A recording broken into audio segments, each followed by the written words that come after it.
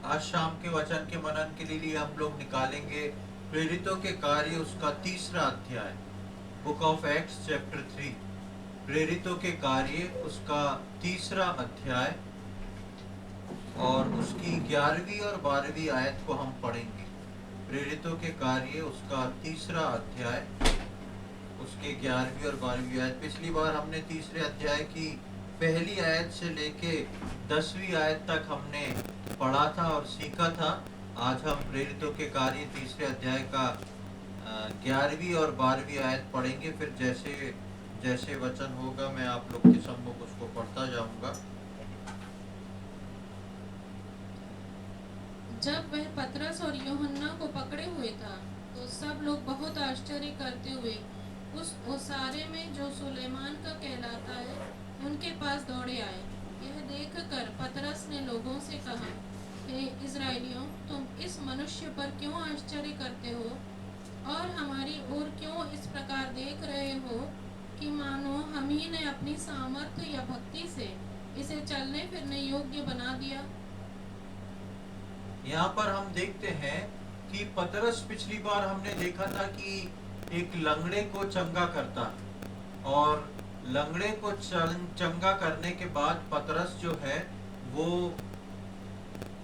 पतरस और यूहन्ना मंदिर की ओर बढ़ते, क्योंकि वो लोग मंदिर जा रहे थे। परमेश्वर के मंदिर में प्रार्थना के समय में प्रार्थना करने को हमने देखा था। पतरस और यूहन्ना जा रहे थे और वहां पे बीच में ये आश्चर्य कर्म होता है कि ये लंगड़ा जो है चंगा हो जाता है और चंगा होने के बाद हम देखते हैं कि ये लंगड़ा उनको पकड़ के जो है वो मंदिर में उसके साथ चलता है।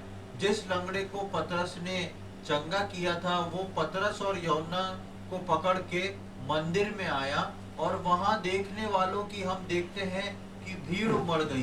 11वीं आयत में हम पढ़ते हैं, जब वो पतरस यूहन्ना को पकड़े हुए था तो सब लोग आश्चर्य करते हुए उस ओसारे में जो सुलेमान का कहलाता है उनके पास दौड़ आए।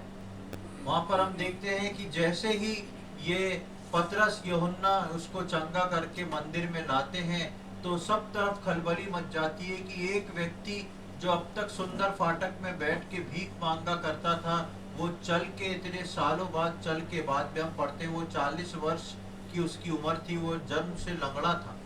40 वर्ष से वो वहां पे बैठ के भीख मांग रहा था। एकदम से कुछ बदलता है और हम देखते हैं कि ये उनके साथ आता है। तो इसको, ये जो भीड़ होती है, ये भीड़ उसको देखने के लिए एकदम से पहुंच जाती है और तभी इस भीड़ को देख के जो है इस समय को पतरस समझ लेता है कि ये कैसा समय है। इस समय की अपॉर्चुनिटी को पतरस ले लेता है और हम देखते हैं कि पतरस उस भीड़ को सुसमाचार सुनाना शुरू कर देता है। 12वीं आयत में हम देखते हैं, ये देखकर पतरस ने लोगों से कहा। ये क्या कहा पतरस ने लोगों से? हे इजरायली, तुम इस मनुष्य पर क्यों आश्चर्य करते हो और हमारी ओर क्यों इस प्रकार देख रहे हो मानो हमने अपनी सामर्थ्य या भक्ति से इसे चलने फिरने योग्य बना दिया। और 13वीं आयत से आप पढ़ेंगे तो आगे तक जो है हम देखते हैं कि पतरस को सुसमाचार सुनाने का मौका मिल जाता है। कितना पतरस एक एक चीज को देख रहा। पतरस वहां पर अपनी बड़ाई नहीं ले रहा है कि हाँ ये आए थे, ये बहुत प्रभु के खास हैं, इनने इस व्यक्ति को चंगा कर दिया। पतरस ने जब वहां भीड़ देखी कि ये भीड़ जो है अचंभा कर रही है और ये भीड़ जो है आके देखने को उत्सुक है कि क्या हुआ है, तो इस भीड़ को देख के पतरस के मन में एक तरस आई। इस भीड़ को देख के पतरस के मन में ये आया कि इन लोगों को भी ये सुसमाचार सुनाना जरूरी है। यदि हम देखें तो एक समय पतरस यीशु का इनकार करके लोगों से छिपता हुआ जाता था। एक समय था जब पतरस ने प्रभु यीशु मसीह का इनकार किया था और लोगों से वो छुप छुप के जा रहा था, अपने आप को छुपा रहा था कि कहीं से ये पता ना पड़ जाए कि ये प्रभु यीशु मसीह के साथ था। और यहाँ तक कि वही पतरस जो है, जो उस वक्त छुप रहा था, आज वो पतरस जो है मौका ढूंढ रहा है। वो पतरस मौका ढूंढ रहा है किसको, कि कैसे लोगों को सुसमाचार सुनाया जाए, कैसे लोगों तक मैं सुसमाचार लेके पहुंचूं। पतरस जो था विश्वास में था, लेकिन पतरस के अंदर बदलाव नहीं आया, बदलाव नहीं आया था। आज हम इसी बात को इस पूरे पैसेज में देखते हैं कि विश्वास में आ जाना और विश्वास में आके अंतरात्मा का बदल जाना, एक इनर मैन का पूरी तरह बदल जाना क्या होता है। विश्वास में कई बार हम आ सकते हैं, विश्वास में हम प्रभु यीशु मसीह को उद्धारकर्ता के रूप में ग्रहण करके बपतिस्मा लेके आ जाते हैं, लेकिन ये विश्वास जिसमें हम आते हैं, ये विश्वास हमको थोड़ा थोड़ा करके बदलता जाता है, और ये विश्वास हमको थोड़ा थोड़ा करके बदलता जाता है, एक नया व्यक्ति अंदर से बनाता जाता है। और ये नया व्यक्ति ही है जो एक सच्चा विश्वासी है, जिसके अंदर प्रभु यीशु मसीह के गुण आते हैं। जैसे प्रभु यीशु मसीह तरस से भर जाता था, लोगों को देख के सुसमाचार सुनाता था, परमेश्वर के राज्य के बारे में बताता था। उस समय पतरस, याकूब, यूहन्ना ये लोग इस बातों को नहीं समझते थे, लेकिन आज पतरस के अंदर बदलाव आ गया है और पतरस इन बातों को समझ रहा है। पतरस के लिए एक एक सेकंड कीमती है, पतरस के लिए एक एक व्यक्ति कीमती है। इसलिए जब वो व्यक्ति या ढेर सारे लोग जो थे उसको, लंगड़े को देखने आ रहे थे, भीड़ टूट रही थी आके कि किस प्रकार ये काम हुआ है, आश्चर्य कर्म को देखने आ रहे थे, पतरस ने उस आश्चर्य कर्म को उपयोग कर लिया और उसने क्या किया, उस भीड़ को सुसमाचार सुनाना शुरू कर दिया। और अब उसके मन में डर नहीं है, पहले उसके मन में डर था, विश्वासी था पर उसके मन में डर था। आज वो विश्वासी है पर उसके मन में डर नहीं है। वो बताना चाहता है, हाँ यही प्रभु यीशु मसीह, मैं इसका गवाह हूँ। पहले वो इनकार करता है कि मैं यीशु मसीह को नहीं जानता, मैंने तो उसे देखा तक नहीं, मैं जानता ही नहीं, तुम लोग क्या बातें कर रहे हो। जब पतरस ने 3 बार इनकार किया था तो ये सारी बातें कही थी, लेकिन अब पतरस क्या कह रहा है, मैं उसको जानता हूँ, मैं उसका गवाह हूँ, मैं उसके साथ रहा हूँ, मैंने उन बातों को देखा है और प्रभु यीशु मसीह ही सच्चा परमेश्वर है। ये कह के वो बड़ी गवाही और सुसमाचार को सामने लेके आता है। उसने वहां पर हम देखते हैं कि सुसमाचार को सुनाया और सुसमाचार सुना के हम देखते हैं कि लगभग 5000 लोग जो थे वो विश्वास कर जाते हैं। आप यदि चौथे अध्याय की 4थी आयत में देखेंगे तो वहां पर लिखा है, चौथे अध्याय की 4थी आयत, परंतु वचन के सुनने वालों में से बहुत ने विश्वास किया और उनकी गिनती 5000 पुरुषों के लगभग हो गई। ये काम जो पतरस ने किया, ये काम जो था यूं ही नहीं कर दिया पतरस ने कि चलो कुछ लोग आ गए हैं तो सुसमाचार प्रचार कर दूं। यहाँ पर हम देखते हैं कि यहाँ पे पतरस ने जो प्रचार किया, यहाँ पे 5000 लोग जो थे वो विश्वास में आ गए। पतरस ने जब पहला सुसमाचार प्रचार किया था पेंतीकोस्ट के दिन, तब कितने लोग आए थे, तब लगभग 3000 लोग विश्वास में आए थे। और आज हम देखते हैं कि ये चिन्ह चमत्कार दिखाने के बाद उसने फिर से चिन्ह चमत्कारों के बारे में नहीं बोला, लेकिन प्रभु यीशु मसीह के सुसमाचार के बारे में बोला। और यहाँ पर हम देखते हैं कि 5000 लोग सुसमाचार सुन के विश्वास में आ गए। यानी कि सुसमाचार तो बहुत सारे लोगों ने सुना होगा, लेकिन उसमें से 5000 थे जो विश्वास में आ गए। तो हम तीसरे अध्याय की 11वीं 12वीं आयत में देखते हैं कि एक बड़े काम को पतरस ने यहाँ पर अंजाम दिया। हालांकि सुसमाचार प्रचार जो है वो पूरा 13वीं आयत से लेके और 25वीं आयत तक है, 26वीं आयत तक उसको मैंने नहीं पढ़वाया है। इसका बेस जो है वो ये है कि ये पूरा सुसमाचार था और इस सुसमाचार को लगभग हजारों लोगों ने सुना, जिसमें से 5000 लोग जो थे वो विश्वास में आए और विश्वास में आके उन्होंने प्रभु को ग्रहण किया और प्रभु को ग्रहण करके कलीसिया में आके जुड़ गए उन लोगों के साथ। तो कितना बड़ा काम हम देखते हैं, और इस बड़े काम के पीछे हम देखते हैं कि पतरस वो पतरस नहीं रहा। पिछली बार भी हम देख रहे थे पुराना पतरस और नए पतरस का बदलाव। इस बार भी हम देखते हैं कि वो पतरस जो है अब बदल गया है, और वो पतरस जो है हियाव के साथ आ रहा है। और ये सब क्यों हो पा रहा है? क्योंकि अब पतरस बदल चुका है। विश्वास में वो था, पर बदलाव अब जीवन में आया है। मेरे और आपके जीवन में भी प्रियो, विश्वास में हम आ जाते हैं, लेकिन हमारा जीवन जो है धीरे धीरे करके बदलता है, लेकिन बदलता जरूर है।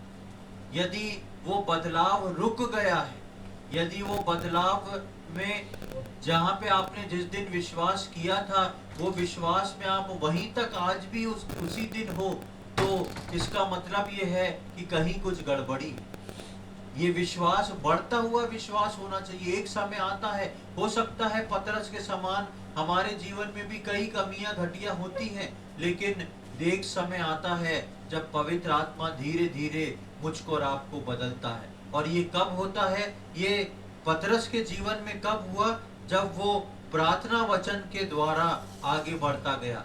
प्रार्थना और वचन में जब वो लवलीन रहने लगा। हमने पिछली बार देखा था कि प्रभु यीशु मसीह के स्वर्गरोहण के बाद वो लोग प्रार्थना में और वचन में लग जाते हैं, और उसके बाद वो एक बड़ा बदलाव पतरस और अन्य चेलों में आता है। तो यहाँ पर भी हम देखते हैं कि इसके पीछे का बेस, यानी कि एक विश्वासी को बदलना जरूरी है।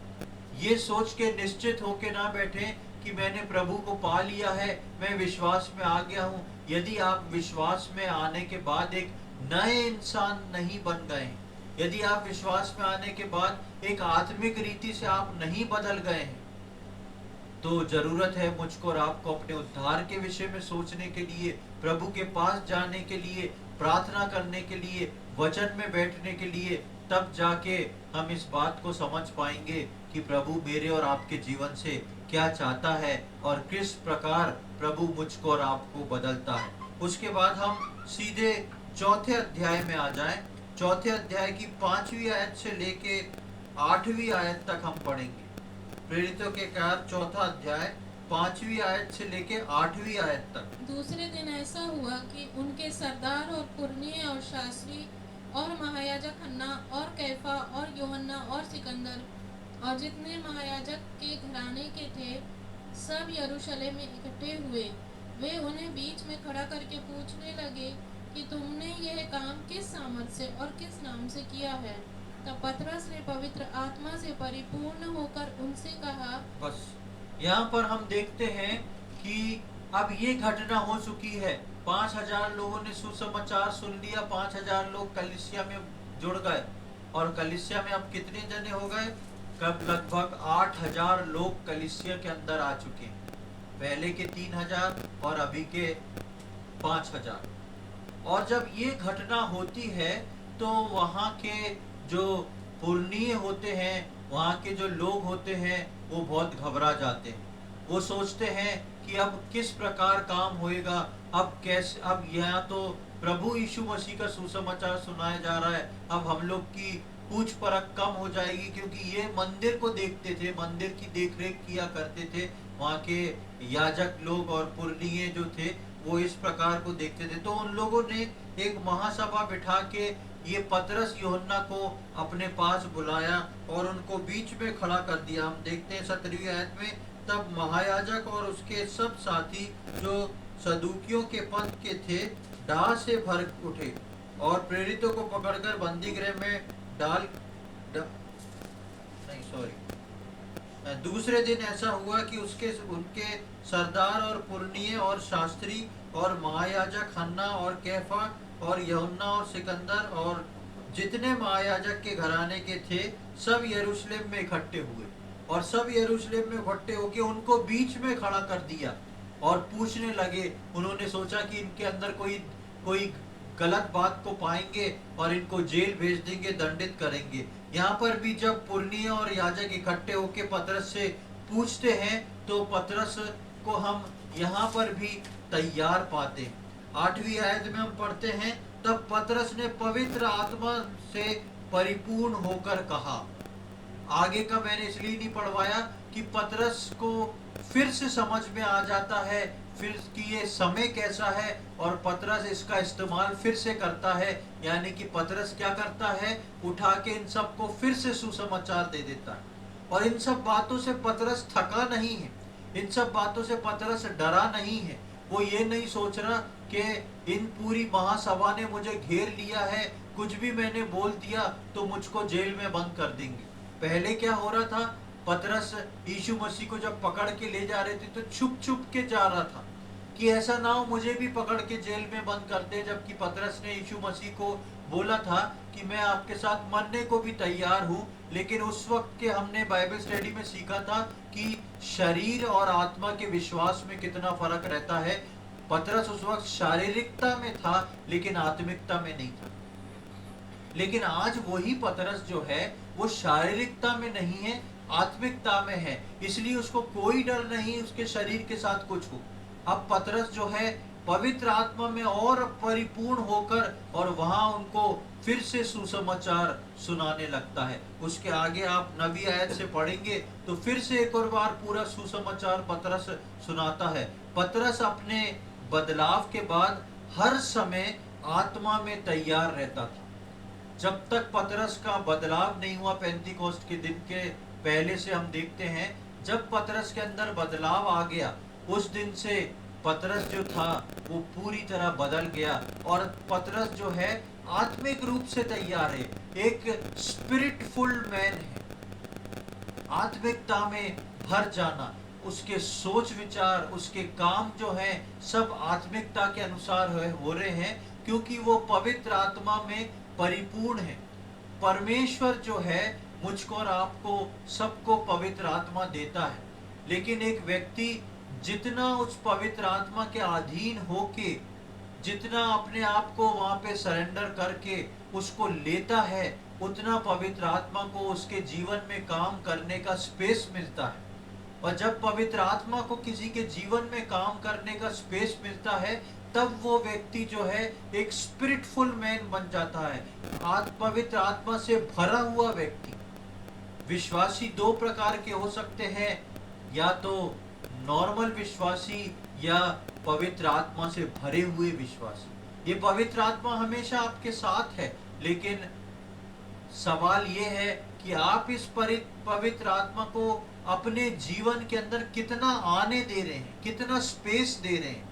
अपने हृदय में आपने दूसरी बातों को कितना रखा हुआ है, और कितनी जगह जो है आप पवित्र आत्मा को काम करने को दे रहे हैं। कितना समय आप जो है परमेश्वर के वचन में बिता रहे हैं, कितना समय आप परमेश्वर से प्रार्थना करने में बिता रहे हैं, और उस बात को परमेश्वर से बोल रहे हैं, प्रभु मैं खाली हूँ, आप मुझे भरे, आपका पवित्र आत्मा मेरे अंदर काम करे और मैं एक स्पिरिटफुल मैन बनूं। यहाँ पे हम देखते हैं कि पतरस अब ये व्यक्ति बन चुका था। पहले पतरस ये व्यक्ति नहीं था, लेकिन अब पतरस जो है ये व्यक्ति बन चुका है, क्योंकि वो वचन और प्रार्थना में बना रहने वाला एक व्यक्ति बन गया था। ये पवित्र आत्मा का भरावन जो है वो मुझको और आपको कहाँ से मिलता है? ये पवित्र आत्मा का भरावन जो है मुझको और आपको परमेश्वर के वचन और प्रार्थना से मिलता है। जितना हम परमेश्वर का वचन पढ़ेंगे, जितना प्रार्थना करेंगे, उससे पवित्र आत्मा का भरावन हमारे जीवन में आएगा, और हमारे जीवन को चलाने वाला हमारा शरीर या हमारी आत्मा नहीं, लेकिन परमेश्वर का आत्मा चलाएगा। परमेश्वर का आत्मा मुझको और आपको तैयार रखेगा। और यहाँ हम देखते हैं कि पतरस में एक बदलाव आया, वो स्पिरिटफुल मैन बना, क्योंकि वो वचन और प्रार्थना में बना रहता था। हमको भी हमेशा तैयार रह के आत्मा में परिपूर्ण रहना है। हमको भी इस प्रकार की तैयारी रखना है कि मैं और आप जो हैं पवित्र आत्मा में परिपूर्ण हैं। प्रियो, यदि आज आप अपने जीवन में खालीपन को महसूस करते हैं, यदि आप पतरस के समान उस आग को अपने दिल में नहीं पाते हैं, तो जरूरत है आप प्रार्थना करें, जरूरत है आप वचन पढ़ें, अपने लिए प्रार्थना करें, अपने लिए वचन मांगे, और प्रभु के लिए तैयार होके आप इस प्रकार से उस पवित्र आत्मा की भरपूरी को मांगे कि पवित्र आत्मा आपके जीवन का संचालन करे, पवित्र आत्मा आप में परिपूर्णता से रहे, ताकि आप उन बड़े बड़े कामों को कर सको। तो इसमें मुझको और आपको सिर्फ पतरस को नहीं देखना है, लेकिन पतरस को देखते हुए अपने आप को भी इसके अंदर जो है मुझको और आपको परिपूर्ण करना है। उसके बाद हम चौथे अध्याय की 23वीं और 24वीं आयत को पढ़ेंगे। प्रेरितों के काम चौथा अध्याय 23-24। वे छूटकर अपने साथियों के पास आए और जो कुछ प्रधान याजकों और पुरनियों ने उनसे कहा था उनको सुना दिया। यह सुनकर उन्होंने एक चित्त होकर ऊंचे शब्द से परमेश्वर से कहा, हे स्वामी, तू वही है जिसने स्वर्ग और पृथ्वी और समुद्र और जो कुछ उनमें है बनाया। यहाँ पर हम देखते हैं कि अब वो लोग जो है वहां से छूट जाते हैं। उनको धमकाया जाता है। किसको? पतरस और यूहन्ना को सुसमाचार सुना देते हैं। वो लोग वहां पे उनको फिर से धमकाया जाता है और धमका के छोड़ दिया जाता है। और अब वे यानी कि पतरस और यूहन्ना दोनों छूटकर अपने साथियों के पास गए। यहाँ पर लिखा है 23वीं आयत में, वे छूटकर अपने साथियों के पास आए। अब यहाँ पर देखिए कि छूट के ये लोग आए हैं और इनको जाना कहाँ चाहिए था? अगर इस जगह से छूटे हैं तो इनको अपने घर पहुंचना था, लेकिन ये अपने घर नहीं जाते हैं। ये अपने उन साथियों के पास पहुंच जाते हैं। ये साथियों के पास गए, घर नहीं गए, पर अपनी कलीसिया के साथ अब पहले संगति करने को पहुंचे। साथियों के पास जाना यानी कि साथी जो थे कलीसिया के लोग थे, बाकी चेले थे, अन्य कलीसिया के भाई बहन थे। ये यहाँ से छूटते हैं तो अपने साथियों के पास, उस कलीसिया में जहाँ पे प्रभु के लिए बैठते हैं, वहां पर जाकर पहुंच जाते हैं और उनसे संगति करते हैं। यानी कि उनको सबसे पहले जाके हाल बताते हैं। वहां लिखा है प्रधान वे छूटकर अपने साथियों के पास आए और जो कुछ प्रधान याजक और पुरनियों ने उनसे कहा था उनको सुना दिया। जो कुछ प्रधान याजक और जो पुरनिय थे उनने कहा था, उनको ये लोग आके किनको बता रहे हैं? अपने विश्वासी भाई बहनों को बता रहे। ये घर जाके और कहीं कंप्लेन नहीं कर रहे हैं और कुछ कहीं सोच नहीं रहे हैं, कुछ जुगाड़ को नहीं देख रहे हैं कि अब ऐसा ना हो, हम पर कुछ पथराव ना हो, हम पे समस्या ना खड़ी हो, आपस में दोनों बात नहीं कर रहे हैं। ये सीधे उस मसले को लेके जो है कहाँ पहुंच रहे हैं? कलीसिया पहुंच रहे हैं। कलीसिया में आके ये लोग जो हैं प्रभु से अपने साथियों से यानी कि कलीसिया के लोगों से संगति कर रहे हैं और उनको सब बताते थे। वो घर नहीं गए पर अपनी कलीसिया के साथ संगति करने गए। और उसके बाद कोई दूसरी बात हम नहीं वहां पर देखते हैं, पर सबका मिल के प्रार्थना करना हम देखते हैं। 24वीं आयत में आएंगे, वहां पे देखिए क्या लिखा है। 23 के बाद ठीक 24 में लिखा है, ये सुनकर उन्होंने एक चित होकर ऊंचे शब्द से परमेश्वर से कहा। जैसे ही उनने ये बात बता दी, ये बात हो गई, उन लोगों ने ऐसा नहीं किया चलो अब ऐसा करना चाहिए, चलो अब वैसा करना चाहिए, हमें ऐसा सोचना चाहिए, अब हम ऐसा करेंगे। कोई रणनीति नहीं बना रहे हैं कि अब हम आगे ऐसा काम करेंगे। ये क्या कर रहे हैं? ये परमेश्वर से प्रार्थना कर रहे हैं। ऊंचे शब्दों में लिखा है। ये सारी बातें सुनने के बाद उन्होंने ऊंचे शब्दों में परमेश्वर से कहा और वहां पर उनकी पूरी प्रार्थना लिखी हुई है कि किस प्रकार उसने ऊंचे शब्दों में परमेश्वर से कहा। आज मेरे और आपके जीवन में कोई घटना घटती है, आज मेरे और आपके जीवन में कोई बात होती है, क्या हम कलीसिया में अपने भाई बहनों को बता के हम उसके लिए बैठ के प्रार्थना करना पसंद करते हैं? क्या हम दूसरे लोगों में जाके उस बात को फैलाते हैं जहाँ से हमें मदद मिल सकती है? हम वहाँ पे ऐसी जगहों पे पहुँच जाते हैं। लेकिन यहाँ पर परमेश्वर के वचन में हम पतरस को देखते हैं। पतरस और यूहन्ना कलीसिया पहुँचते हैं और अपने भाई बहनों से अपने भाई बहनों को सारी बातें बता के वो सब मिलके सबसे पहला काम जो करते हैं वो परमेश्वर से प्रार्थना करते हैं। और 24वीं आयत में हम देखते हैं, 23वीं आयत में उन्होंने हाल बताया और 24वीं आयत में प्रार्थना शुरू हो गई। कितना सुंदर बात को हम देखते हैं। हम प्रेरितों के कार्य के दूसरे अध्याय में इस बात को देखे थे। कलीसिया के 4 स्तंभों में हम देखते थे कि संगति करना और प्रार्थना करना, 4 बातों को देखा था। चेलों से शिक्षा पाना, प्रभु बोझ लेना, रोटी तोड़ना, संगति रखना और प्रार्थना करना। और यहाँ पे हम उन दोनों का प्रैक्टिकल रूप से कार्य होता देख रहे हैं। ये संगति रखना, प्रार्थना करना, ये एक एक दिन का पर्टिकुलर एक डे का वर्कआउट नहीं है। ये जब ऐसी स्थिति आए, जब हम ऐसी जगहों पे घूमें, हम तुरंत अपने कलीसिया के लोगों से मिलके बैठ के प्रार्थना करें इस विषय के लिए। नहीं हो सकता है को मैसेज करें, फोन करें, उनके साथ फोन पे प्रार्थना करें या उनको प्रार्थना करने के लिए इस बात को दें। लेकिन जिससे पहले हम दूसरी जगहों में भागें, जिससे पहले हम दूसरी जगहों में जाएं, हम सबसे पहले परमेश्वर के पास जाएं, हम प्रार्थना में जाएं। और हम देखते हैं कि ये प्रेरित जो थे, पतरस, यूहन्ना और बाकी चेले जो थे, इन सब के अंदर पवित्र आत्मा ने कैसे सुंदर तरीके से ये आदत को डाल दिया था।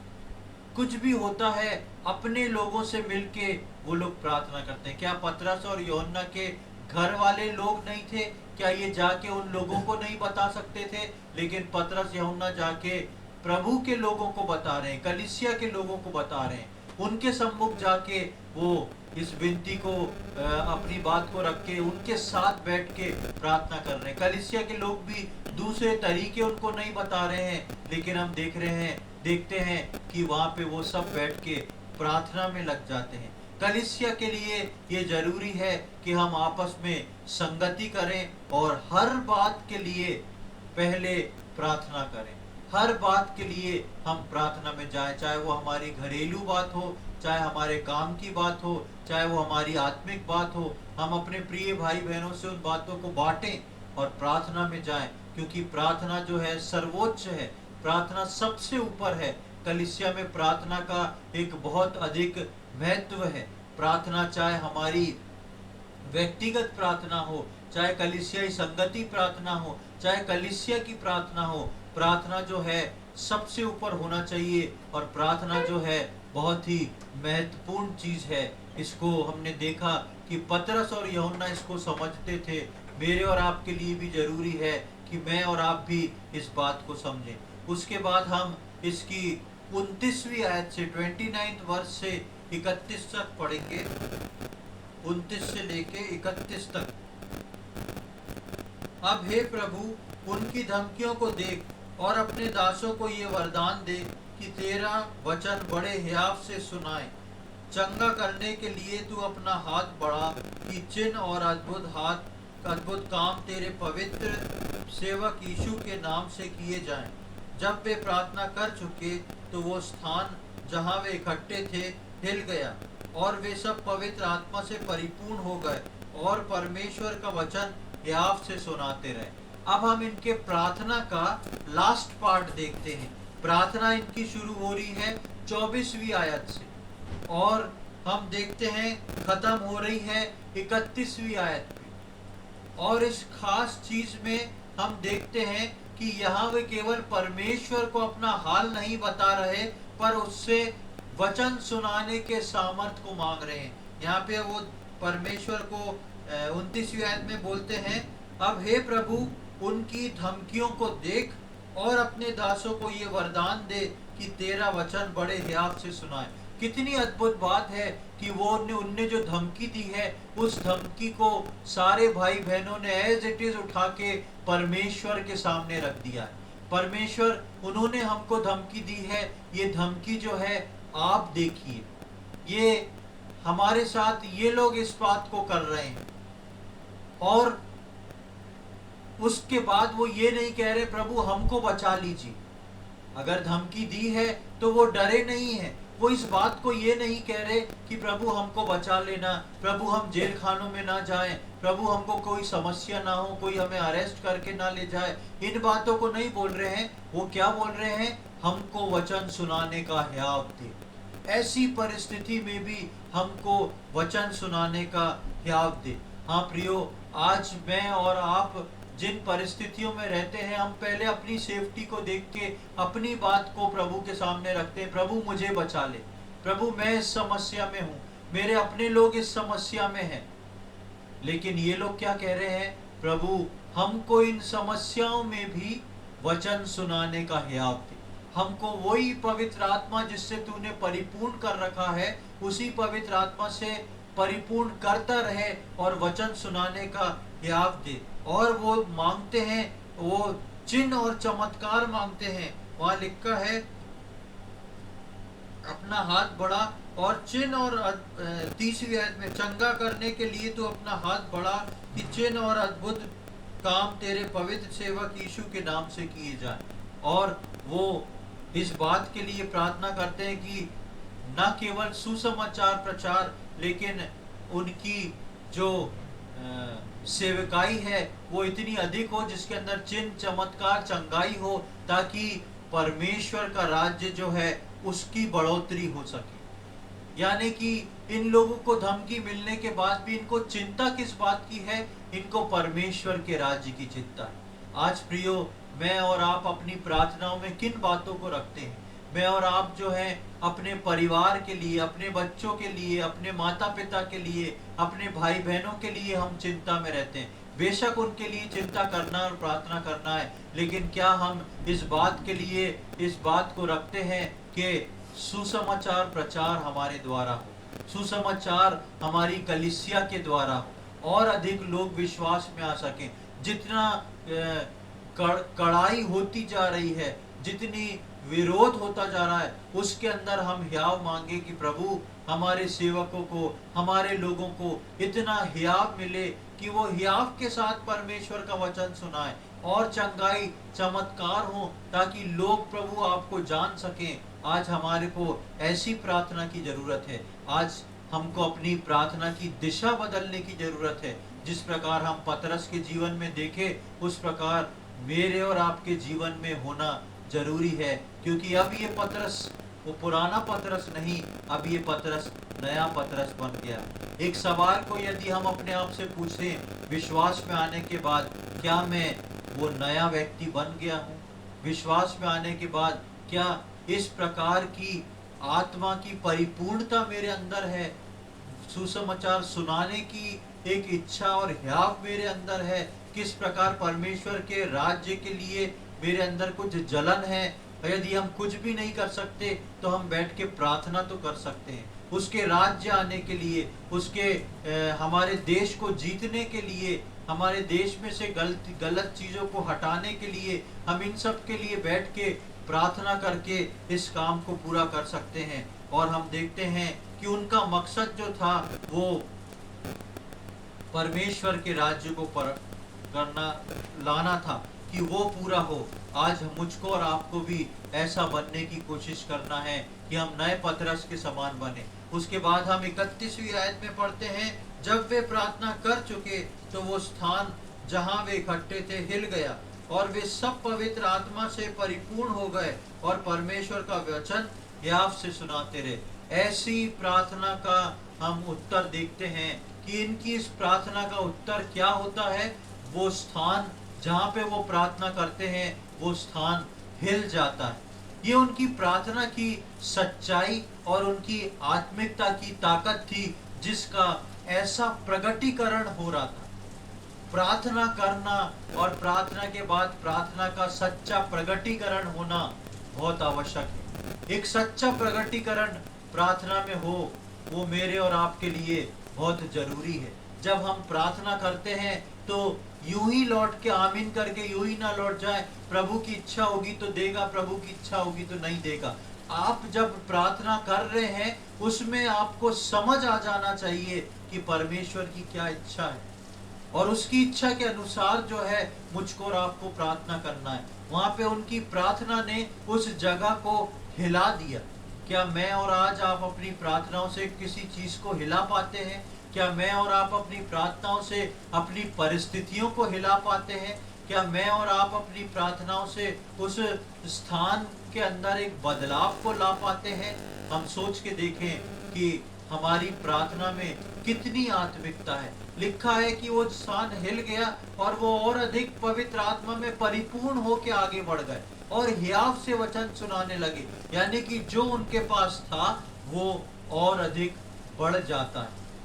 मेरे और आपके पास आज जो है वो क्या उद्धार पाने के बाद से अभी तक उतना ही है, या उसमें से कुछ घट गया है, या मैं और आप उसमें बढ़ते जा रहे हैं? ये मेरे और आपके सोचने के लिए आवश्यक है। विश्वासी जीवन एक ठहरा हुआ जीवन नहीं, विश्वासी जीवन जो है एक बढ़ता हुआ जीवन होना चाहिए। अगर ठहरा हुआ जीवन है तो पतरस अभी भी जो है कई बार प्रभु का इनकार करता। पतरस अभी भी किसी को सुसमाचार सुनाने नहीं जाता। पतरस को वचन के बारे में अभी भी कुछ नहीं मालूम होता। लेकिन अब पतरस का जीवन बदल चुका है। अब वो प्रार्थना और वचन के द्वारा सुसमाचार सुना रहा, मौका ढूंढ रहा है, कहीं पर मौका नहीं छोड़ रहा सुसमाचार सुनाने का, और हियाव से लोगों से बात कर रहा है और खुल के बता रहा है, मैं प्रभु यीशु मसीह का गवाह हूँ, मैंने ये बातें होते देखी हैं, तुमने उसे मारा और वो तीसरे दिन जी उठा। इस प्रकार से पतरस बड़ी सामर्थ्य से प्रचार करता है। सामर्थ्य से वो लोग बैठ के प्रार्थना करते हैं और वो स्थान जो है हिल जाता है।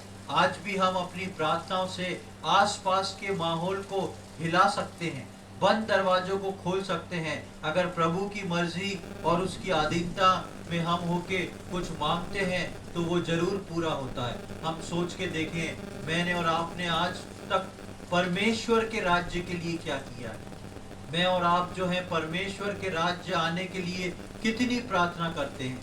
आज परमेश्वर को जरूरत है ऐसे विश्वासियों के लिए जो जागृत हैं। आज परमेश्वर को जरूरत है ऐसे विश्वासियों के लिए जो पुराने मनुष्यत्व से बदल के नए मनुष्यत्व में आ गए हैं, जो पुरानी बातों को भूल के आगे की ओर बढ़ते चले जा रहे हैं और प्रभु की इच्छा और योजना को अपने जीवन में पूरा करके प्रार्थना कर करके इस स्थान को हिला रहे हैं। आज प्रभु को जरूरत है प्रार्थना करके स्थानों को हिलाने वाले विश्वासियों की। हम अपने मुंह में गुनगुना के शांत रहने वाले विश्वासी ना बने, लेकिन मैं और आप जो हैं पवित्र आत्मा में परिपूर्ण होके, प्रार्थना में परिपूर्ण होके, परमेश्वर के वचन में परिपूर्ण होके उस स्थान को हिलाने वाले विश्वासी बने। तो आज हमने देखा कि किस प्रकार पतरस के जीवन में वो हियाव था, वो बोल्डनेस थी जिसके द्वारा पतरस ये सब कर चुका। पहले पतरस ये सबसे बहुत पीछे था। हो सकता है पहले मेरे और आपके जीवन में मैं और आप भी ढीले हूँ, इन सब चीजों में पीछे हूँ, लेकिन अब मुझको और आपको पतरस के समान आगे बढ़ना है।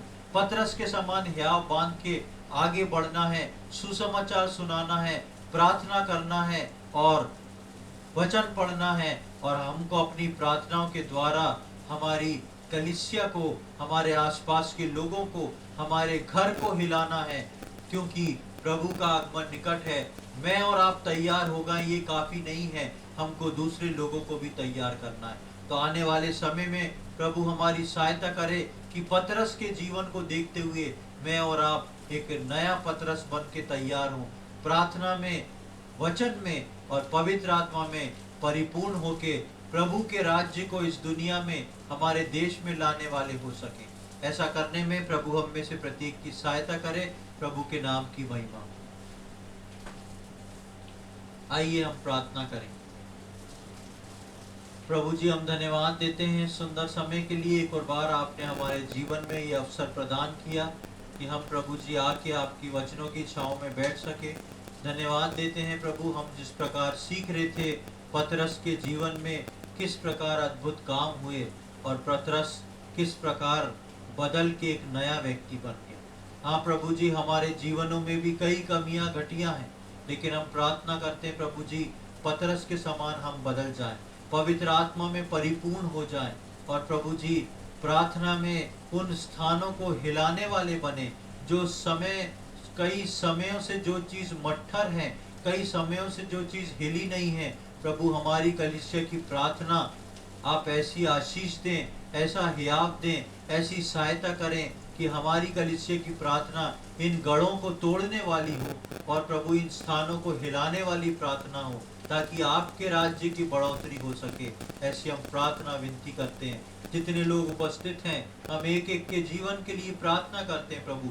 सबको वो नया पतरस बनाए प्रभु जी। सबके जीवन में पवित्र आत्मा की परिपूर्णता, प्रार्थना और वचन से हम सबको भर दें प्रभु जी, ताकि आगे आने वाले समय में प्रभु जी हम आपके राज्य को इस पृथ्वी पे लाने वाले हो सकें। आपकी बड़ी सहायता को चाहते हैं। वचन के लिए हम धन्यवाद देते हैं प्रभु। आपने हमारी प्रार्थना को सुना, उसके लिए धन्यवाद। ये सारी बातें अपने उद्धारकर्ता प्रभु यीशु मसीह के पवित्र और मीठे नाम से मांगते हैं, आमीन।